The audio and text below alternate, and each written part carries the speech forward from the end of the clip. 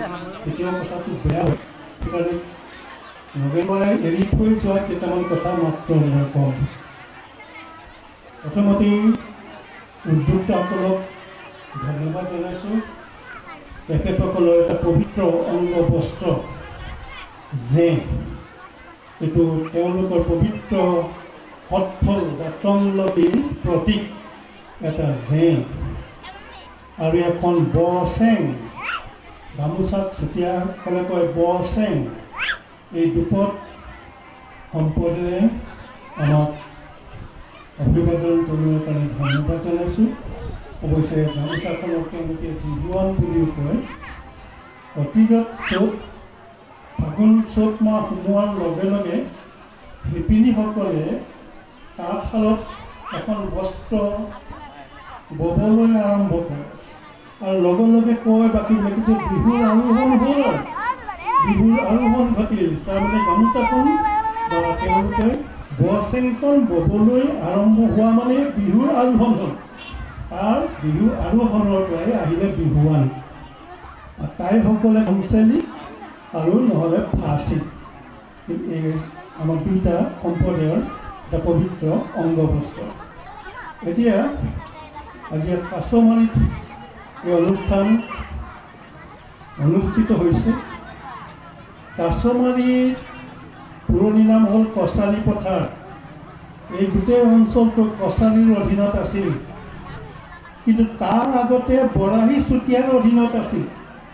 শুনি ভাল পাব কাৰণে মই ক'ব খুজিছোঁ, বৰাহীসকল চুতীয়াৰে এটা ভাগ, তেওঁলোকে বৰাহ অৱতাৰক উপাসনা কৰে কাৰণে বৰাহী বুলি কয়। নৱম দশম শতিকাত বৰাহীসকলে ইয়াত ৰাজত্ব কৰিছিলহি। প্ৰথমতে আহি বাস কৰিছিলহি এই আজিকালি নগুৰা বুলি কয় সেইখিনি। তাৰ পৰা তেওঁলোক আগলৈ গ'লগৈ, একেবাৰে সীমা পালেগৈ, এইফালে কছাৰী সীমা, টাংধানী বা টেঙানী। টাংধানীৰ অপভ্ৰংশ হ'ল টেঙানী। টাংধানী মানে প্ৰান্ত, একেবাৰে শেষ। তাৰ পৰা মানুহবিলাক যেতিয়া নগুৰালৈ আহিব খোজে, কোনোবাই যদি সোধে ক'লৈ যোৱা, সেই নগৰালৈ যাওঁ। নগৰা বৰাহী ভাষাৰ শব্দ, পুৰণি ঘৰ, পুৰণি ঘৰলৈ যাওঁ। সেই নগৰা আহি পিছত দুবৰিয়নী, এতিয়া চবে দুবৰণী ক'বলৈ ল'লে। সেইখনৰ নাম আছিল দুবৰিয়নী। তাতে বৰাহীৰ ৰাজধানী আছিল। পাছত কছাৰীয়ে তাত ৰাজধানী বা ৰাজত্ব কৰিব নোৱাৰে। কছাৰীৰ মেইন ৰাজধানী আছিল কাছমাৰী, তেওঁলোকে বৰ ডিমাপুৰ বুলি কয়। এই কাছমাৰী নামটো কেতিয়া হ'ল? ইতিমধ্যে কছাৰী আৰু আহোমৰ মাজত 1493 চনৰ পৰা যুদ্ধ আৰম্ভ হৈছিল। বাকীবিলাক মাজৰখিনি মই নকওঁ, সময় প্ৰতি লক্ষ্য ৰাখি। 1536 খ্ৰীষ্টাব্দত এতিয়া আহোমৰ ৰজা আছিল অসমৰ নেপোলিয়ন খ্যাত প্ৰথম স্বৰ্গদেউ। তাৰ আগলৈকে কোনেও স্বৰ্গদেউ লিখা নাছিল, বিভূষণটো আগত লিখা নাছিল, লিখিছিল ফা। আচলতে ফাও নাছিল, আছিলে ফ্ৰা। ফ্ৰা মানে স্বৰ্গৰ দেউ, স্বৰ্গৰ অধিপতি। তেওঁৱে প্ৰথম ফাৰ সলনি স্বৰ্গদেউ ধৰিলে, 7 ৰাজ মাৰি 1 ৰাজ কৰি 8 চুকীয়া মোহৰ মাৰিছিল। চাওলুং চুকাফাই 7 ৰাজ মাৰি 1 ৰাজ কৰা নাছিল, 7 ৰাজ সামৰি 1 ৰাজ কৰিছিল। 8 ৰাজ মাৰি 1 ৰাজ কৰি ৰাজ্য বহলাইছিল চুহুংমুং বা দিহিঙীয়া ৰজাই।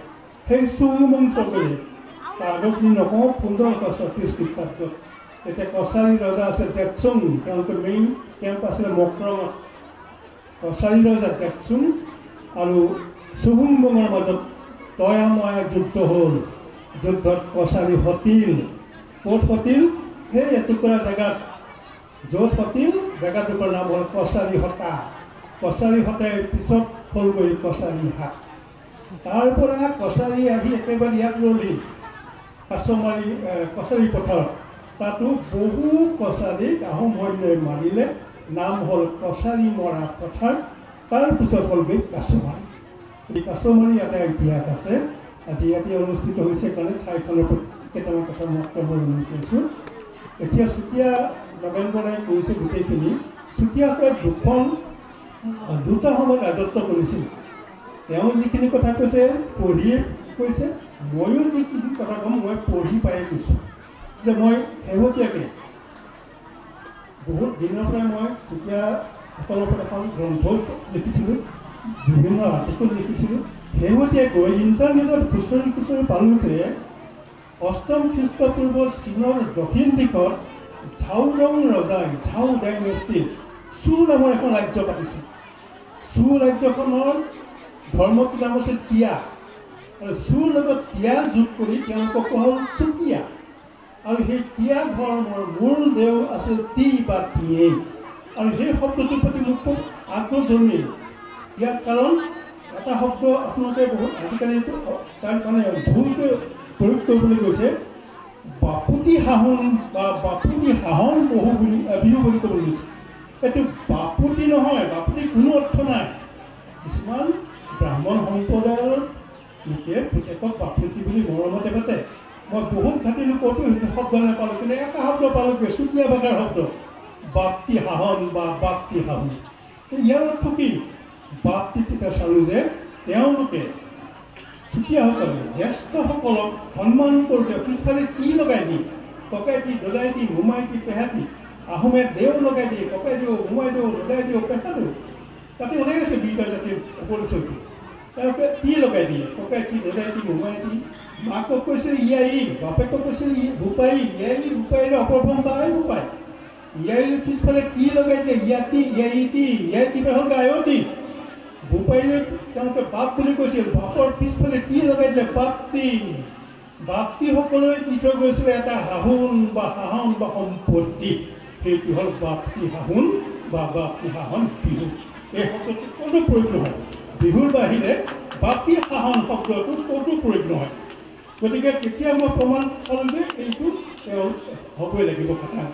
তাৰপাছতে নেই ইলিয়াছ নামৰ ইংলেণ্ডৰ এজন প্ৰখ্যাত জিঅ'গ্ৰাফী বা ভূগোলবিদ, তেখেতে এখন হাতে লিখা গ্ৰন্থ উদ্ধাৰ কৰিছিল।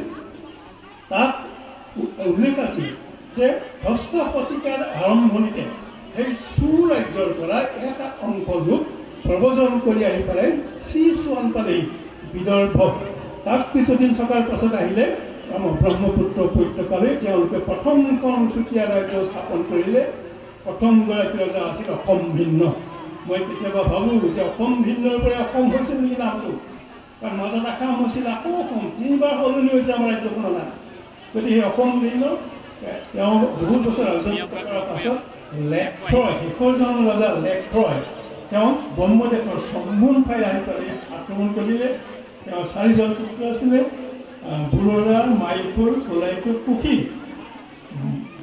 মাইপুৰ গুচি গ'ল বিশ্বনাথলৈ, তাতে গৈ তেওঁ চুতীয়া ৰাজ্য পাতিলে। 60 ঘৰ মানুহ লৈ পেলাই নগানবাৰী কৰি গৈছে। সেইটো সেই কি কয় মাইপুৰৰ বংশধৰ তাত ৰাজ্য পাতিলে।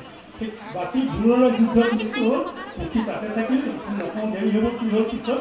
এই কোলাইটো বোলে উঠি আহি বাস কৰি এই 9ম 10ম শতিকাত মাৰি দৈয়াং ধনখিনি দিলখিনি উপত্যকা, আৰু তেওঁলোকৰ লগতে প্ৰথম বিহু ইয়াতে আহিব লাগিব। কাৰণ বিহুটো তেওঁলোকতে আছে, প্ৰথমতে বনৰ বিহু। তাৰপাছত তেওঁলোকে প্ৰথম আৰম্ভ কৰিছিলে চুঁচৰি যাবলৈ সৰিয়হ চাৰিহাল গোসাঁনী স্থানত।